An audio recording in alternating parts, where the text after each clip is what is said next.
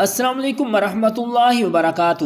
ناظرین کرام، قربانی گھر میں کس کے نام سے کرنی چاہیے؟ بہت سارے لوگ یہ مسئلہ نہیں جانتے اور بہت بڑی غلطی کرتے ہیں، جس کی وجہ سے ان کی قربانی نہیں ہوتی۔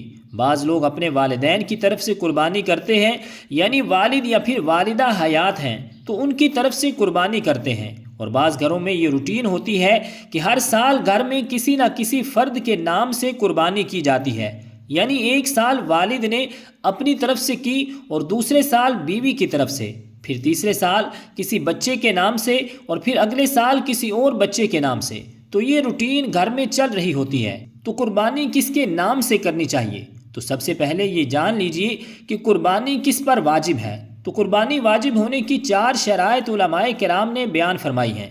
نمبر 1، مسلمان ہونا، غیر مسلم پر قربانی واجب نہیں ہے۔ نمبر 2، مقیم ہونا، مسافر پر قربانی واجب نہیں ہے۔ نمبر 3، بالغ ہونا، نابالغ پر قربانی واجب نہیں ہے۔ اور نمبر 4، مال کے نصاب ہونا۔ تو قربانی کے معاملے میں مال کے نصاب کون ہے؟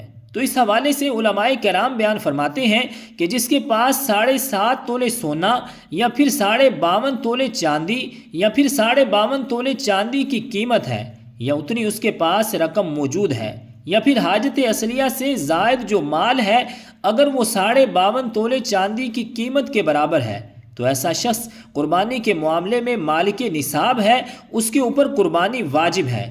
اور حاجت اصلیہ سے مراد رہنے کا مکان، گھر کا سامان ہے، اور اسی طرح سواری، خادم اور پہننے کے کپڑے اور کام کی کتابیں ہیں۔ اسی طرح ان کے علاوہ جو چیزیں ہیں وہ حاجت اصلیہ سے زائد ہیں۔ اگر ان چیزوں کی قیمت 52.5 تولے چاندی کے برابر بن جاتی ہے تو پھر بھی آپ قربانی کے معاملے میں مال کے نصاب ہیں۔ اور اگر کوئی شخص ہر سال مال کے نصاب ہوا تو ہر سال اس کے اوپر قربانی کرنا واجب ہے۔ اب بعض لوگ کیا کرتے ہیں کہ اپنا واجب چھوڑ کر، یعنی گھر کا جو سربراہ ہے وہ مال کے نصاب ہے، اس کے اوپر قربانی واجب ہے، لیکن وہ یہ سمجھتے ہیں کہ جب تک والدین حیات ہیں تو بیٹا اپنی طرف سے قربانی نہیں کر سکتا۔ تو یہ بہت بڑی غلطی ہے۔ گھر میں جتنے بھی افراد ہیں ان میں سے جو مال کے نصاب ہے، جس کے اوپر قربانی واجب ہے، وہ اپنا واجب پہلے ادا کرے۔